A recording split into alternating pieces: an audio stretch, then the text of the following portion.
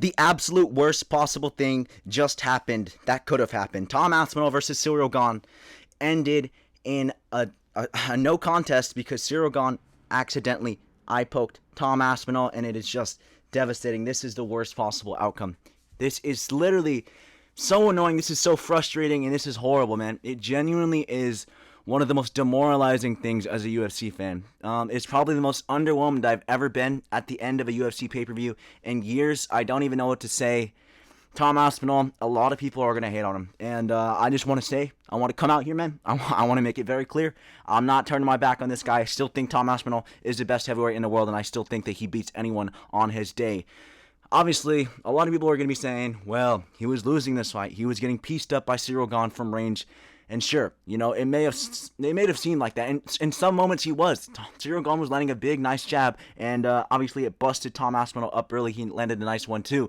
But you got to understand, it has been almost 2 years since Tom Aspinall stepped into an octagon. A little under a year and a half, actually. But still, a huge layoff for Tom Aspinall. When you come back after such a big layoff, the hardest round that you have to fight is the first round. You're just getting barely used to everything again. Everything that you haven't done in the last year and a half, you're finally entering it for the first time. Tom Aspinall, obviously, he was just finding his rhythm. He was just getting used to it. He was finding where he used to be when he was knocking out Curtis Blades, when he was knocking out Sergey Pavlovich back in the day. And it sucks that that is all people are seeing. Just because people saw the first 3 minutes of that fight, it now means that's what they're going to think Tom Aspinall actually is. Tom Aspinall is the best heavyweight in the world. He was going to win that fight. I assure you guys he was going to win this fight. And this was not an easy way out for Tom Aspinall. Tom Aspinall did not take an easy way out. Tom Aspinall was brutally poked in both of his eyes. Both of Aspinall-Gane's fingers were like an inch deep into Tom Aspinall's eyes. It is crazy to me. I've never seen an eye poke this bad. I genuinely haven't seen an eye poke this bad. Tom Aspinall was obviously furious after this fight. I've never seen Tom Aspinall this mad. Tom Aspinall, he usually doesn't get this mad. But after this fight, I just got poked in the eye. But mate, it was bloody horrible. He threw in a couple F-bombs. I can't believe this, man. I genuinely can't believe this. It technically counts as a title defense, but he lost.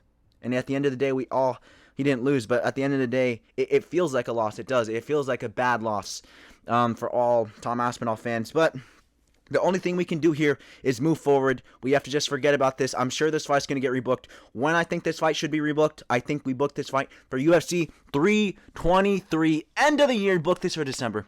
I cannot be waiting months and months for Tom Aspinall haters just to clown on him for them to say Jon Jones would have beat him. We all know I haven't opened up any form of social media since this fight concluded, and I can already smell the comments. I bet you Jon Jones has already tweeted 20 times talking about that's the guy that was supposed to beat me.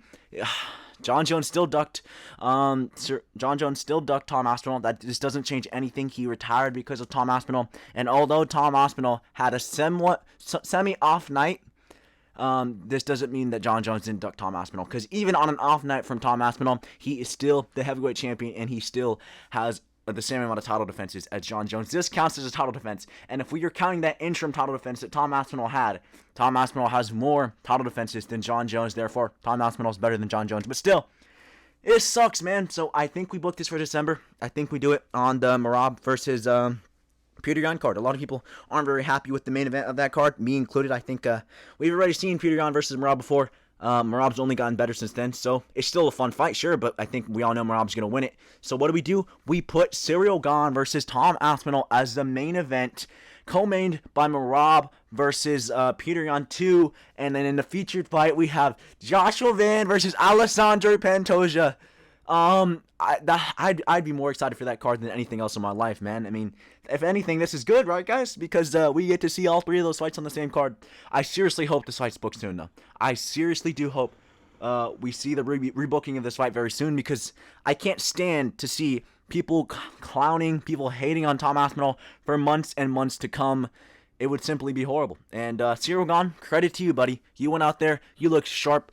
It's so stupid, man, because everyone is going to go post about this fight, talking about how the fight went before the stoppage. The fight genuinely went 3 minutes, 3.5 minutes. You cannot base anything off that 3.5 minutes.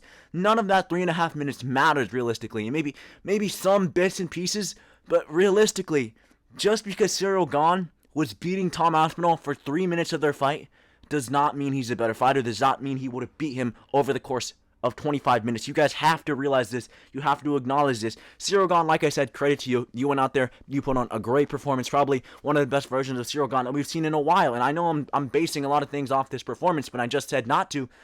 But still, obviously it sucks, man. It really does suck. One of the only no contest in a title fight ever.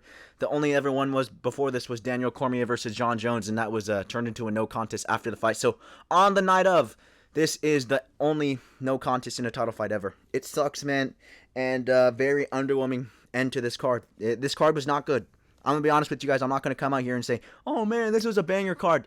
It was a really bad card. It was really underwhelming. In the co-main event, we had a decent scrap. It was an okay fight.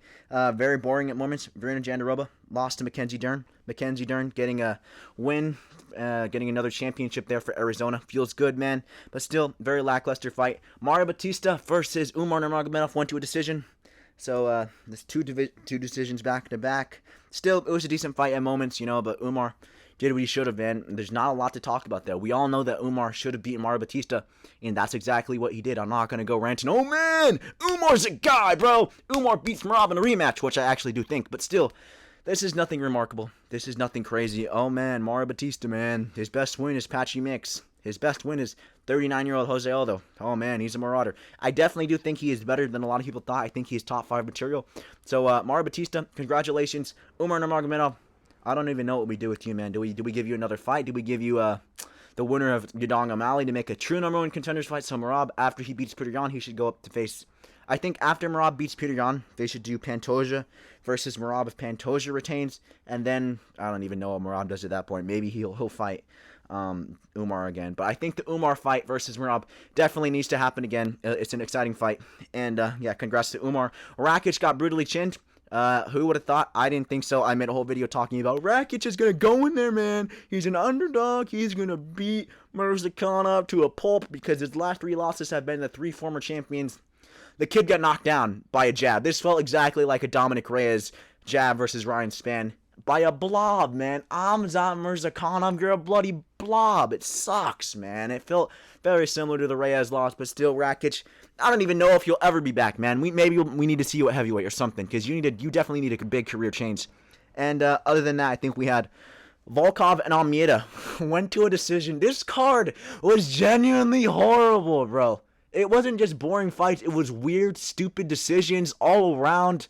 How did this fight go to Volkov? I think Almeida should have won, but still just a very boring fight. I don't even know what to say. I thought Almeida won it, but I understand why a lot of people are going to say Volkov, but still, very boring fight. Just consisted of a lot of laying down. Almeida definitely needs to work on his ground and pound. I don't know how he doesn't have ground and pound, but he's so good at jiu-jitsu and wrestling. Very confusing to me. On the prelims, Quillen Southkill got KO of the year. That was one of the only good parts of the night, man. Bloody mate, Quillen Southkill. He's the guy at 155, mate. Who else, man? What else happened? And nothing really happened on the prelims. Bloody Louis Sutherland got submitted by Walter Walker. 4 heel hook finishes in a row. Not a lot to talk about, man. Very underwhelming card. Very bad card. I hope we will see Tom Aspinall versus Peter Yan. Sorry. Oh, I don't want to see that fight. Tom Aspinall versus Ciryl-Gane on that UFC 323 card. Please, Dana. It's not that hard, bro. Dana's gonna... I bet someone's gonna ask Dana this at the press conference. How soon can we see that fight? What's the question? Next December, kid. Yeah, what's the question? Not this December. Next December. That's gonna do it for today's video. If you guys enjoyed, leave a like, comment down below if you are devastated that Tom Aspinall was robbed against Ciryl-Gane. I'll see you guys in the next one. MMA Outpost out.